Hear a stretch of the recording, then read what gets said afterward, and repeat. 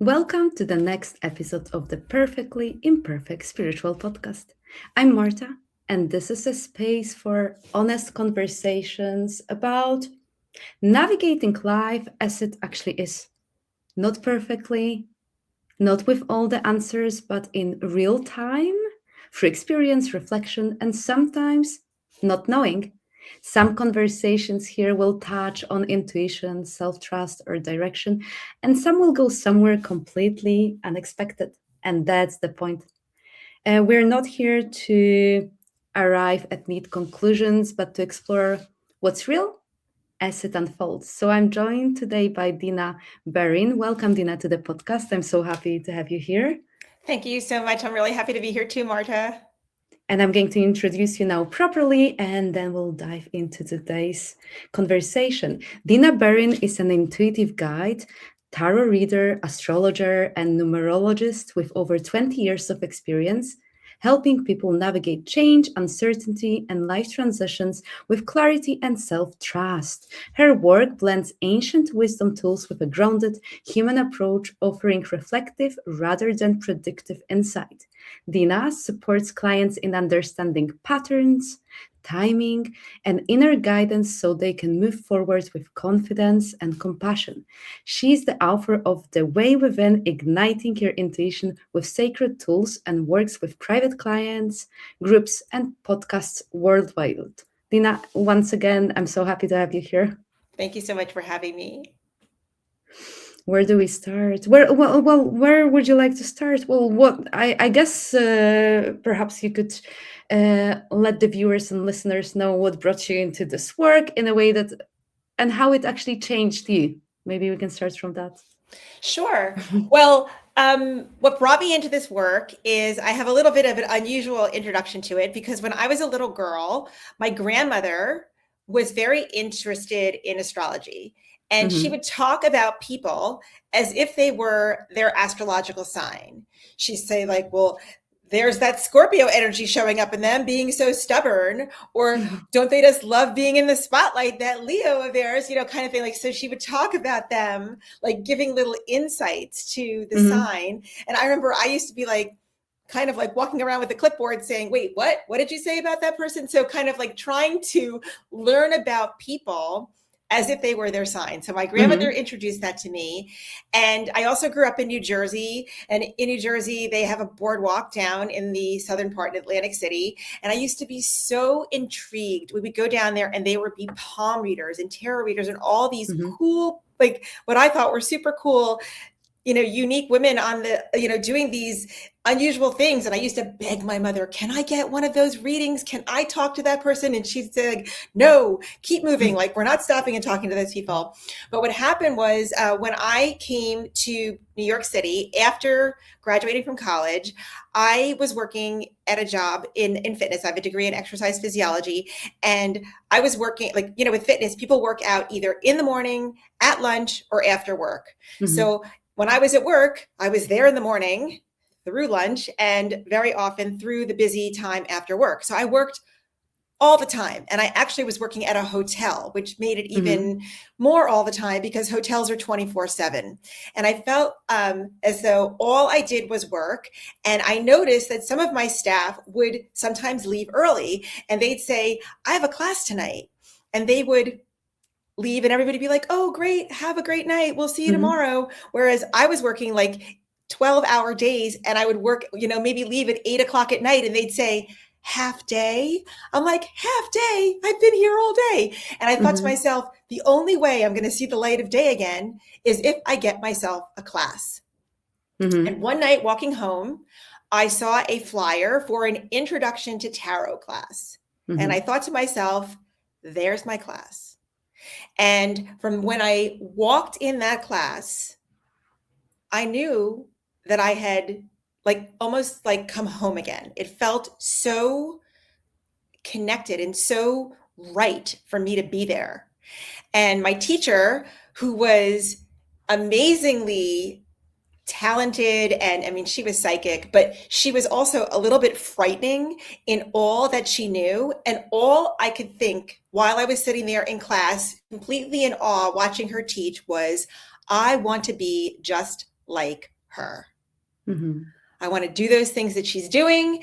And I want to find a way to do this. So I set out, my intention, my goal was, Mm-hmm. I'm going to know this deck. I'm going to learn these cards because they really spoke to me. Mm-hmm. And that's kind of where it all started. So I've always been curious. My grandmother opened the door. And then tarot kind of gave me another entrance in. But, tarot is connected to numbers. Tarot is connected to symbolism. And each of the cards in the deck has an astrological association. So even though I didn't necessarily sit down and take a full class with my grandmother, she got me enough information that when I entered back into the world of tarot and I started seeing the associations with astrology, I mean, that hooked me in even more. So I have been devoted to this. I cannot remember a time in my life when I was not interested in this, that it did not light me up and that it was not my passion. And it has followed me through, and I cannot imagine it, ending. I just feel like it's like it's bottomless. There's like no top, there's no sides. It's just like, I just feel so drawn and energized by this work.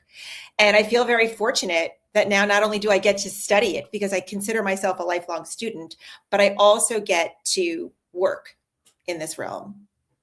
I love it. So we have astrology, numerology, tarot.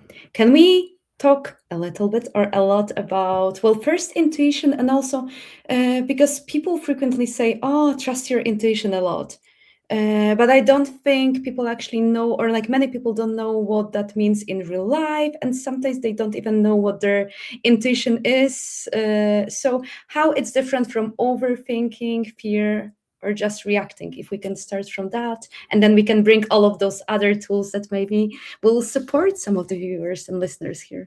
Sure. So honestly, I believe that intuition has been misunderstood. It's funny because I have a YouTube channel and I talk about the cards in the channel, and I always start out with saying, this card is completely misunderstood. And then I try to straighten everybody out. So I feel as though, here I go again. I feel as though intuition is sometimes misunderstood because people expect it to feel like a big, clear, undeniable yes or no. But usually it's much quieter. Intuition is your brain processing patterns and cues below your awareness. It's giving you this sense of knowing. So I wouldn't say that it's random. It's an informed feeling, and it's not logic. It shows up as a feeling or a sense that something is off. And what I see all the time is that people, when they get that signal, they immediately question it. And that's the moment where the trust breaks down. So I feel as though intuition is something that all of us have, but not all of us trust enough to use. And how can we trust more our intuition? How can we become more, let's say, sensitive or in tune with what our intuition wants us to know? Well, that's a great question. And I'm going to start answering that by also kind of throwing in this little extra caveat, saying that, are we aware that we are doing this? Because I don't really feel as though we walk around thinking, I don't trust myself. I think we walk around and we sometimes are feeling unsure, or we're feeling stuck, or like we need more information. And we assume that clarity is the issue. But the thing is, usually we do have clarity. We just don't trust what we're getting information on to act on it. So what we do is, and I keep on saying we, because I feel like, I am sometimes lumped into this category too. And this is like the collective we keep looking outside of ourselves, and that becomes the pattern. So I feel that what we need to do, because a lot of times, when people come for readings, or I'm sure this was with you too, they want you to give them an answer. And I don't really feel like I'm in the business of giving answers. I'm in the business of showing you the full picture. I'm in the business of giving you the opportunity to see different perspectives, because you have spent your entire life living with yourself, knowing what's gone on. You know so much more than I do. When I walk in, when you walk in and we meet each other, like, do you want to trust someone that you've known for just a few minutes, or do you want to trust you that's known you your whole life? So that is what I feel like the misunderstanding is that we have the answers, when the truth is, I consider myself a bringer of light. I consider myself a storyteller. My job is to kind of like open the book and share some of your story, and then you can begin to see yourself in it. So if we think about, well, could you take us through one of your readings? I'm sure every reading is different, but for people to understand how you engage with your clients, how you make them part of the storytelling, because I know like there are different types of readings. It depends, of course, with whom, with what organizations perhaps you're studied. And I know there are certain styles where you're not allowed, or like clients come and they assume that they have to be quiet, they can't reveal anything. And I feel like when we allow, as clients, ourselves to be part of the storytelling, we then beautifully weave the story together. We connect the dots, whether we are connecting with the other side or like. So I'm just, if you can take us through a process of the storytelling. Of course. So when I first start with a client, the first reading that I give them involves what I call, so it involves numerology, and it involves all my tools, because I feel as though at this point, my brain kind of weaves all the information together. So, and what I'm looking for also is patterns. So when I start seeing patterns, sometimes it's with numbers, sometimes with images, sometimes it's not just one thing. But what I do is I start out is I ask you for your birth date. Now I'm going to be doing numerology, and I'm going to be doing tarot birth cards and personal year work with you. So when I start with the numerology, I'm going to be looking at two things. Now, there's a lot of different ways that you can work with numerology, but the two things that I look for, and what I always do, is not only do I share this with you in the reading, but I give you a write-up of this. So you leave, and because I feel like I hate it when you go to a reading and they just kind of like shoot information at you, and you're like taking notes and trying to take it in, and you've missed a few things, and it gets very kind of like almost a little bit stressful. And that is not, I mean, I am here to share as much information as I can to get you into really knowing who you are and what your role is here. And as you mentioned earlier, people are allowed to talk. They're allowed to interrupt me, because also what happens is sometimes when I start reading, I'm like, I just start talking, and I don't always remember. Like if you're like, can you go back 2 sentences or 2 points? I'm like, oh no, like I don't always, like I feel like I'm talking and the information is coming through, and I don't always have the ability. So like if you ask me like 45 minutes down the road, can you go back to that one point? I'm like, no, that point is now somewhere, on the road behind us. So I want there to be a lot of engagement, and I want you to really show up in it. So that's the first thing. So anyway, what I do is I look at your life path. So what I do is I take all the numbers of your date of birth, and I add them together until we can reduce it down to a single digit. And your life path number is, through numerology, it shares the energy and the vibration that you showed up with. And we find this from our birth date. We're given one birthday in our lives, so we get one birth life path number. And these are your challenges. These are your strengths. These are kind of like the mountains and the ups and downs of the hills that you'll go over. And it's just interesting to know how you react and engage with struggles, successes, just how you have experienced the world. And then what I also look at is your personal year number, which is just the energy of this year. And I want to see how those are playing together. And then what I do is I look at your tarot birth cards. Once again, based on your birth date, you have 2 cards in the deck that are assigned to you. Once again, this gives me traits and characteristics and energy that you're working with. And then once again, I look at your card of the year. So this is giving me a foundation. So I'm giving you the foundation, the platform that you are standing on. And once again, after I tell you your numerology, do you have any questions? Is there anything you didn't understand? If we go on, then we move to the tarot birth cards and the personal year, same thing. Is there any questions you have? You will get a printout of both the numerology and the tarot birth cards and personal year stuff, because then you can review it and maybe absorb a few things that you didn't while I was just shooting information at you. And then what we do is we move into the actual reading part of it, where I usually do ask if there's any specific questions or themes or topics that they want to go over. Very often people want to ask about love. They want to ask about their career. Sometimes people come and they ask about health. I do say that I am not a doctor. I am not really comfortable giving health information. That's just like the one type of reading that I really don't favor. I'm happy to share what I see, but I always say, you got to go see a doctor. But aside from that, I usually, I'll take their question into consideration, but what I do is usually a foundational reading just to see what the cards want to say, because my cards have a lot of personality and they know what they want to talk about. So I feel as though I could say to them, let's talk about love. And then I pull out the cards and they're like, we don't want to talk about that kind of thing. So I feel as though I kind of leave it to them to begin with.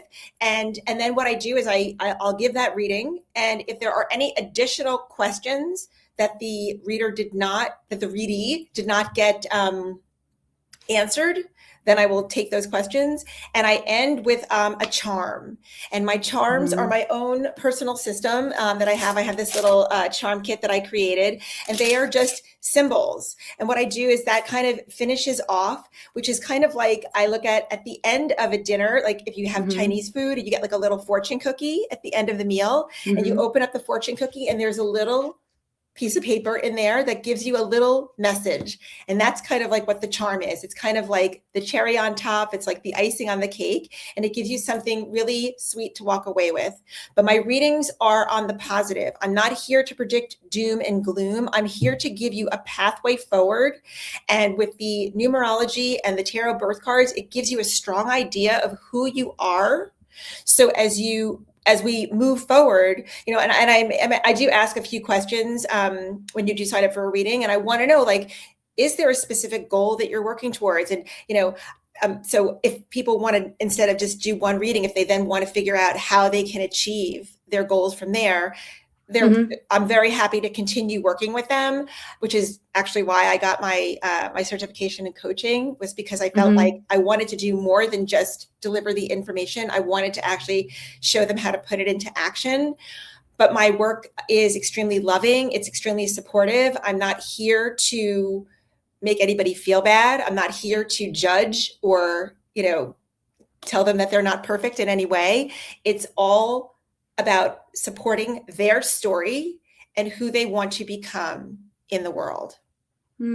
Thank you. Well, I have various things to say. My mind always gets scattered. Well, first of all, I'm really grateful for the work that you do in the world, because I also, I get clients that I have to really calm down because they had bad experience with some of the readers that didn't tell them positive things. And I think it's so important for us to have those conversations that, first of all, like, use your discernment and go to the reader that you trust, and know that the reading should be always, what I say, for your highest good, not always what you want to hear, but it will be constructive. And I think it's so important that you've mentioned, because some people come to me and they've heard like horrible things and they're scared because of this experience. So I think it's so important that you're mentioning it. So thank you, because it's not only what I keep hearing as well from the spirit world, it's so beautiful because you empower your clients.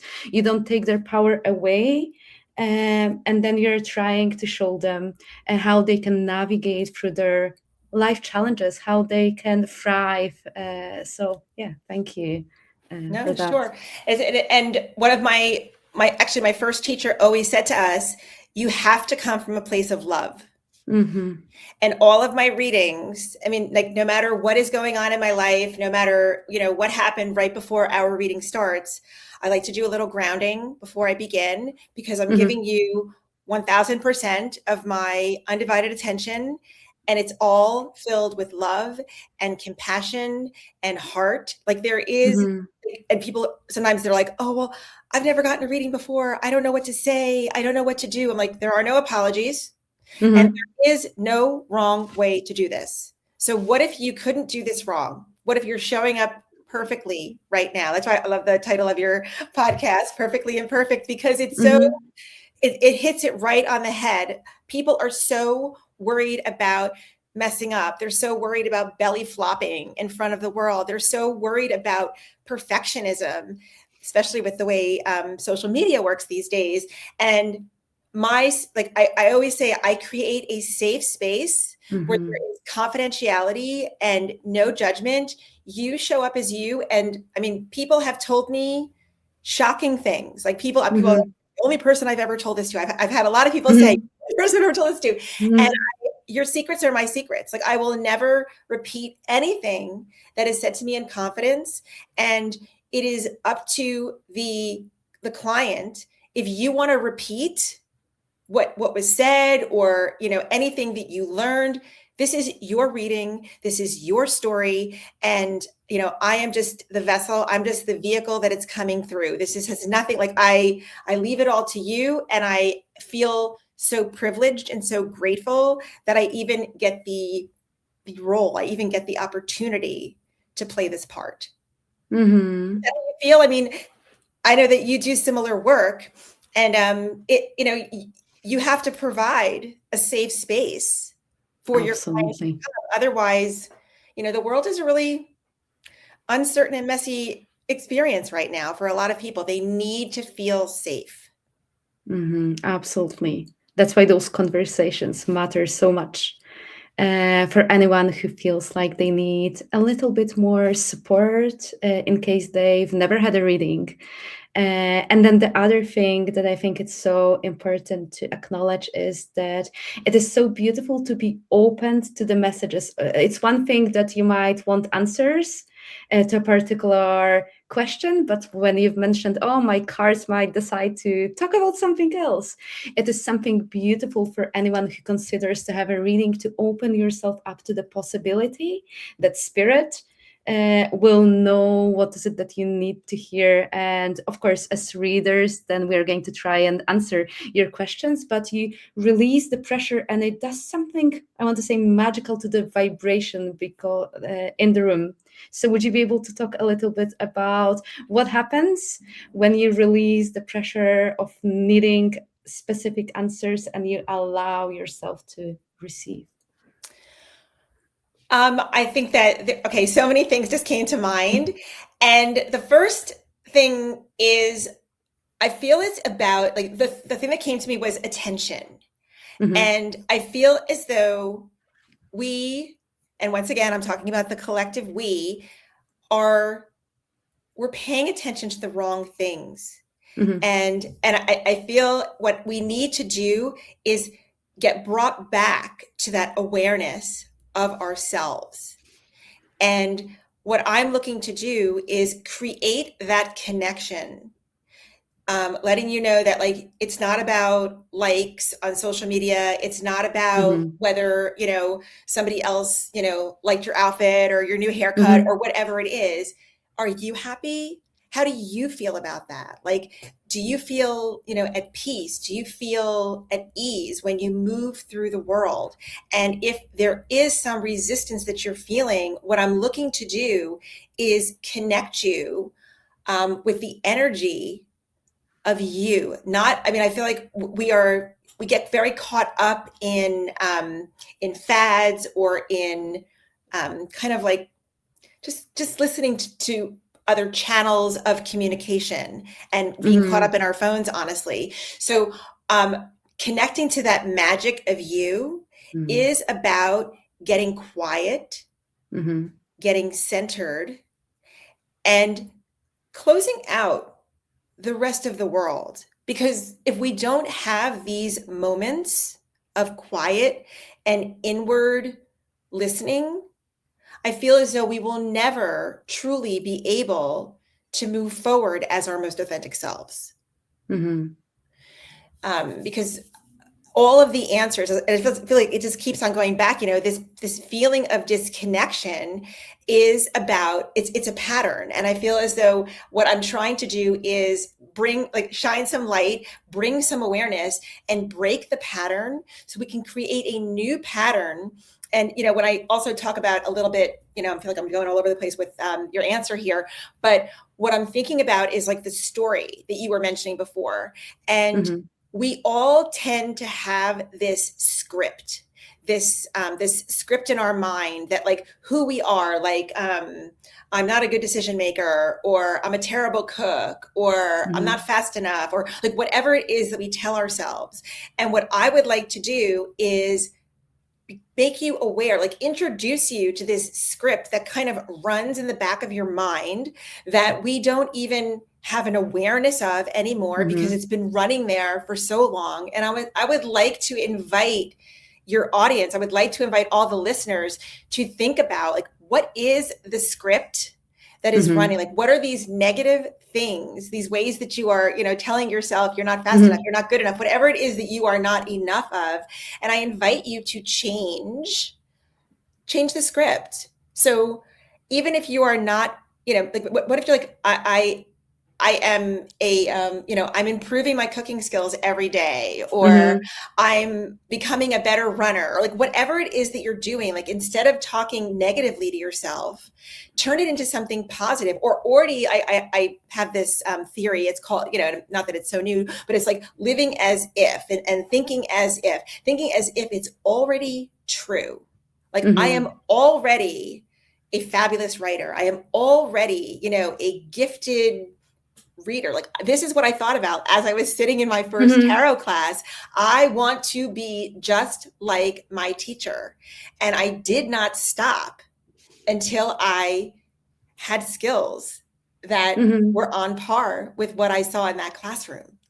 And I feel as though what we just need to do is connect to our goals. That's the magic as well. Connecting, like, what do you really want and what needs to now happen in order to make that true? And this is that missing component. Yes, how can you get there? What can you do about it with all the information that you are receiving? And also, what has popped into my mind, it's the word curiosity when listening to those negative thought patterns, because some of them might not even be ours. So we can like quickly, well, not quickly, but I guess with intention dismantle them. But what I love about what you've said about rephrasing them, it works wonders. And then where we concentrate, where our energy and where our attention goes, like we are able then to see so much more of those experiences that we really want to witness and be part of. So that's beautiful. Yeah, and some of the scripts that we have were kind of given to us when we were children. Just because we're kind of like, we're born into families that we don't have a choice over. And, sometimes like if we're in a very hectic household and, if your mom's like, hurry, hurry, hurry, kind of you're like, I'm always slow. I'm always so slow kind of thing. And it's like, these are things that are kind of branded on your, on the inside of your brain since you were younger. It's very hard to leave those. You need to really focus on, what is it that I tell myself? I feel like, asking yourself that, a lot of people probably don't even know what it is that we tell ourselves. And sometimes catching yourself as you're saying something, you're like, oh, wait a minute. I didn't realize that was my inner script. I got to reframe that. Exactly. And that's where, and once again, just like I know with you, it's like, we don't become, you don't become a medium overnight. You don't become a practice reader overnight. You don't have a system for grounding and, becoming more connected to yourself, more having a relationship with your intuition overnight. It's a practice and it takes consistency and commitment. And what I keep hearing now, consistency and commitment in being quiet, because this is sometimes people expect us to share some complicated ways of how they can start. Well, normally when clients come to me, they want to hear their loved one spirit team, and then I always tell them, okay, why don't we start with you trying to listen to yourself? So there's one thing about inconvenience of quiet and the simplicity of it at the same time. Yeah, and like just thinking of what goes with consistency and this practice is also confidence, because I feel as though all of this is also connected to self-trust. And I feel like self-trust can look really ordinary. It can look like telling the truth. It can look like following through. It can look like not negotiating with yourself. But just like everything else, self-trust isn't a feeling, it's a pattern. And, confidence comes from you keeping your word to yourself. And how do you do that? By keep coming back to yourself every day. I love it. How can tarot, astrology, numerology, how various modalities can support people on their own? Well, I don't want to say self-development, rediscovery journeys of them reconnecting with themselves, as opposed to them becoming dependent, but using those modalities as something that can support them. Well, I think it's a fine line, because I know that like when I first started, I was like obsessed with the cards and I was constantly doing readings. And I feel as though it's really hard to be like, okay, let's be systematic with this learning, because it's almost like, you've been left alone in like the bakery with all your favorite desserts, and they're like, no, just have one cookie. You're like, one cookie, all the desserts are here. This is too delicious. I can't, kind of thing. So, but I feel that these are not like prediction tools. They're not here to kind of like fortune tell. I use them as literally like tools, just like you would use a calculator, just like you would use a ruler or a pencil. It's like you use it when you need it. And I feel that it's important to know that all of these systems have a structure to them. And understanding the structure can help teach you how to use it in your daily life. So I understand that it's great to get a deck, or, whatever medium you are drawn to. If you are interested in connecting with your spirit guides and working with mediumship, that's great. If you are interested in a tarot deck, if you're interested in numerology, I think that the easiest way to start, I love my charms, because they're so simple and so easy to get. Would you like to do a little charm reading and I can show you how it works? Of course. Okay. So I'm going to introduce you and your audience to charm readings. So my charms, they're all in this little tin. And the reason why I call them charms, so Marta, do you wear like anything around your neck on a chain? Do you wear like I have a heart around my neck today, right now. I do have the angel wings today. Oh, you have an angel wings. Okay. Yes. So what do the angel wings mean to you? For me, it's the support of my guardian angel. It's the support of my, angelic team. Your angelic team. So when you see that, say you're, you went to the bathroom and you're washing your hands, and maybe as you leaned over towards the sink, you saw the angel wings. What message would come to you? Hello, you have not been paying attention to us. Come on. Could you start listening? We've been sending you wings, feathers, everything. So this is normally an alarm bell. Marta, come on. There's something you're overlooking. I love reassurance that they're around me.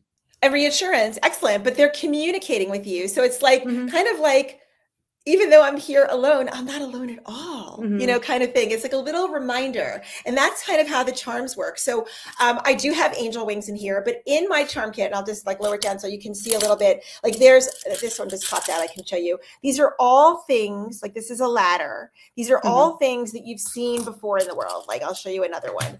This is can you see that it's a skipper's wheel? And then I'll show you one more. This is a dumbbell, like you go to the gym kind of thing. Okay, so how the charms work is I don't look in here and pick the charm. The charm picks me. I don't pick the charm. So what I'm going to do is I'm going to look away and I'm going to just root around here until, okay, I pulled this charm. So Marta, do you see that? Mm-hmm. Okay, so there are 4 questions, and I'm going to ask you the 4 questions, and what I'll do is we'll kind of do this together. So I'll ask you, you'll talk, then I'll add to it a little bit, and we'll kind of give, and we'll ask the audience to participate also. So because I don't know if the audience can see this, if they're listening on the podcast, Marta, tell me, what is this? What do you see? A starfish. A starfish. Yes. Okay. I see a starfish too. So that's the first question. These are all easy questions. You got the first one. You nailed it. Okay. The second question is, imagine I've never seen a starfish before. And of all the people in the world, Marta, you have been chosen to explain to me what a starfish is in the world. Like, what does it do? What is its purpose or its function? How would you, and there's, once again, no wrong way to do this. How would you describe to me, so when I'm done talking to you, I would understand what a starfish is? The first meaning that comes to me is that a starfish reminds us to concentrate on the present moment and to realize that there is nothing else that we have to do at a given moment or be or do anything. We can just be and relax into the here and now. I love that.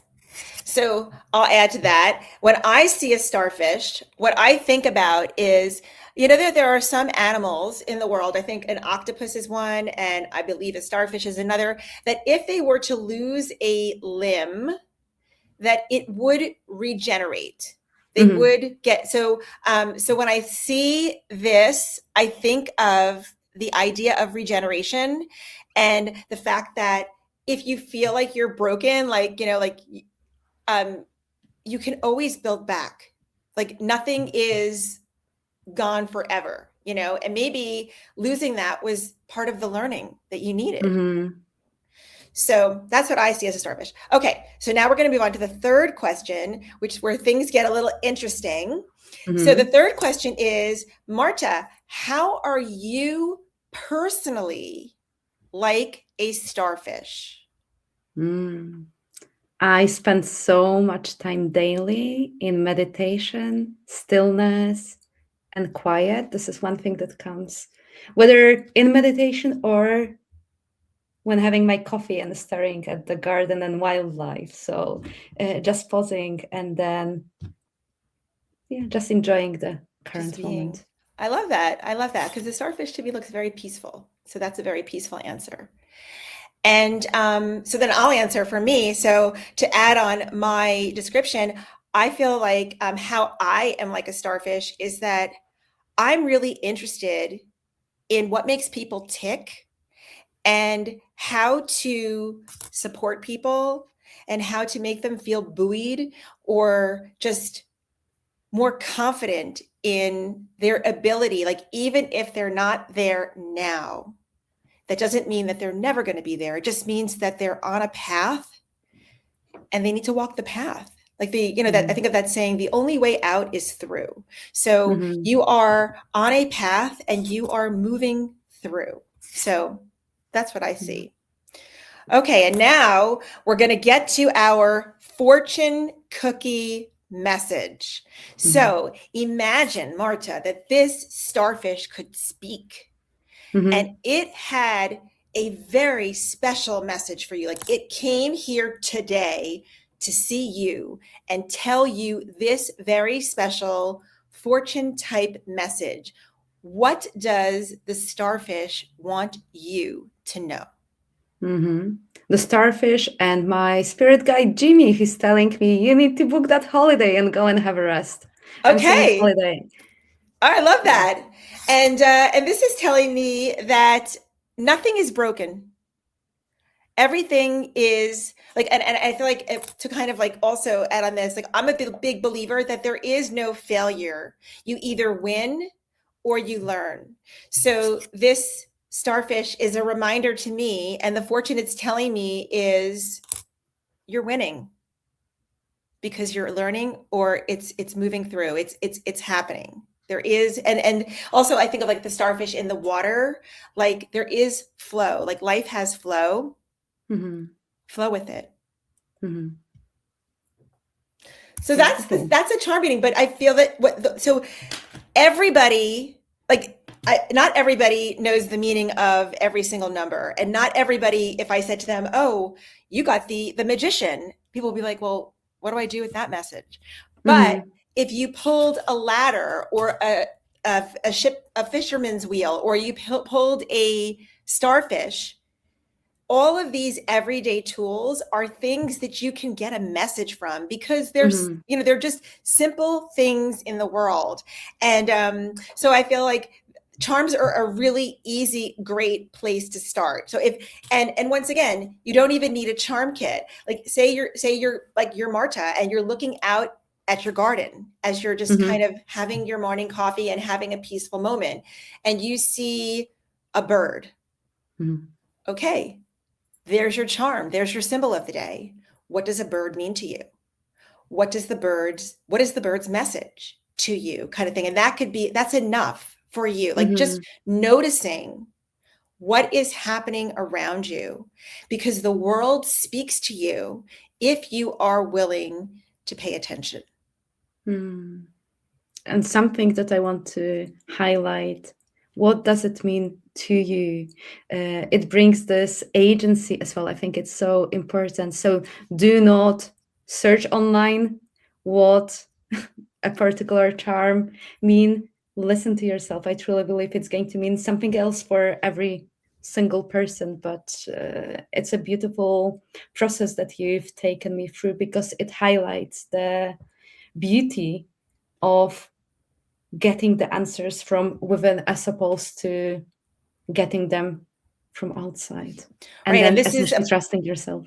Yeah, and this is once again, as I mentioned, this is the practice. Like it's a practice. It's just as I showed you the dumbbell charm before, charms and any divinatory modality, whether whatever it is, it takes consistency. Just like going to the gym, just like building a muscle at the gym. That's exactly what this practice is.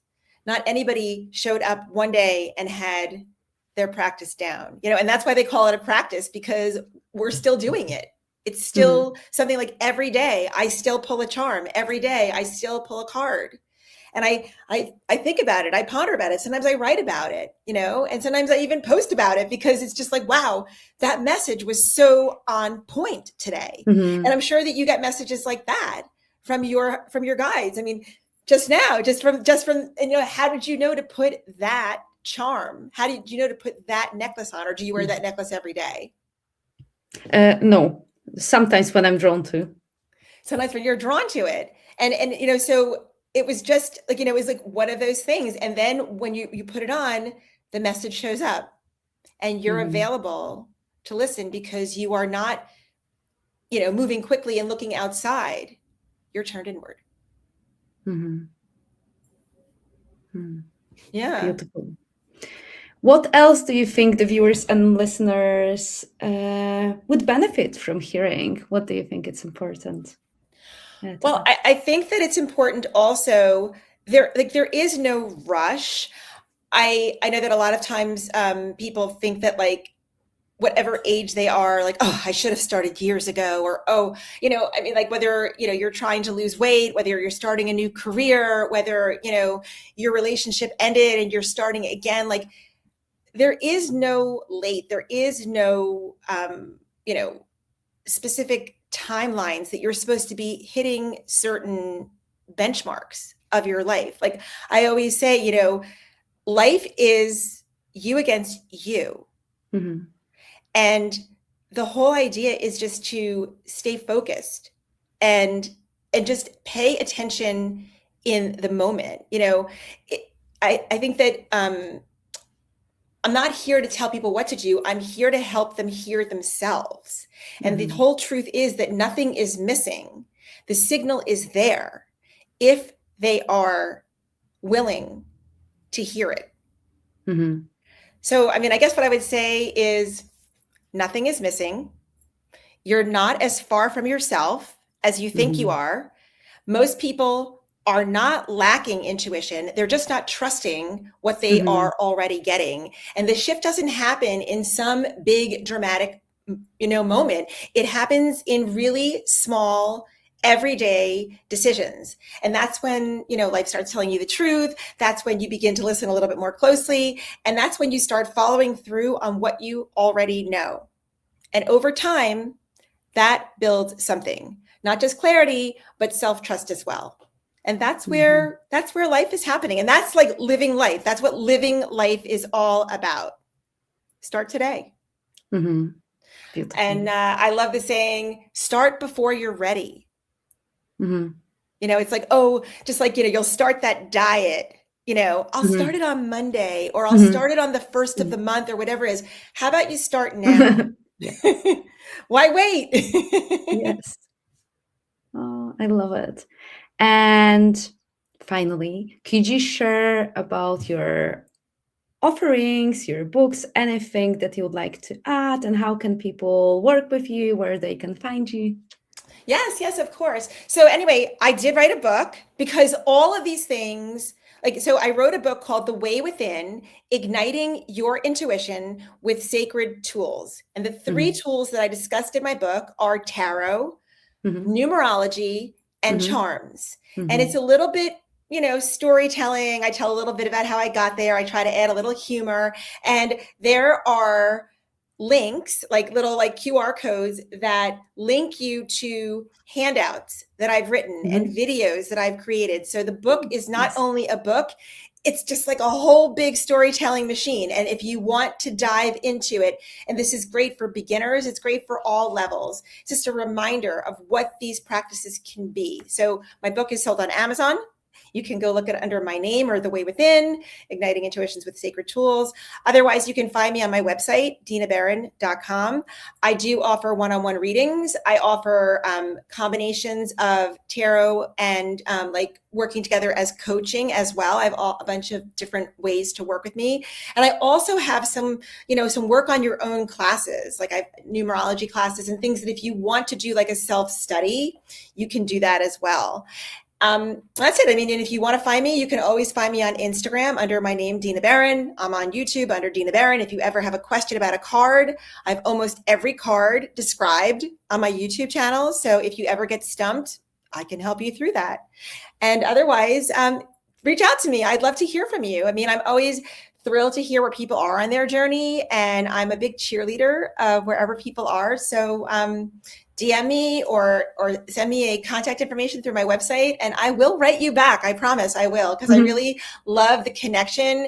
Curiosity is the foundation of everything that I do. And I'm so curious about people and what makes them tick and how I can help them be better. Well, Dina, thank you so much for this beautiful conversation. I really appreciate you. This was my pleasure. I loved coming today. This was great, Marta. Thank you. And I want to say thank you to all of the viewers and listeners. And what keeps coming to my mind is that, this conversation, I know it shows us so many different things, but one that I want to leave you with is that life isn't always about getting clearer all the time. It's about learning how to stay with yourself, even when things aren't fully clear yet. So it's about enjoying the process. Thank you, everyone, so much. Goodbye.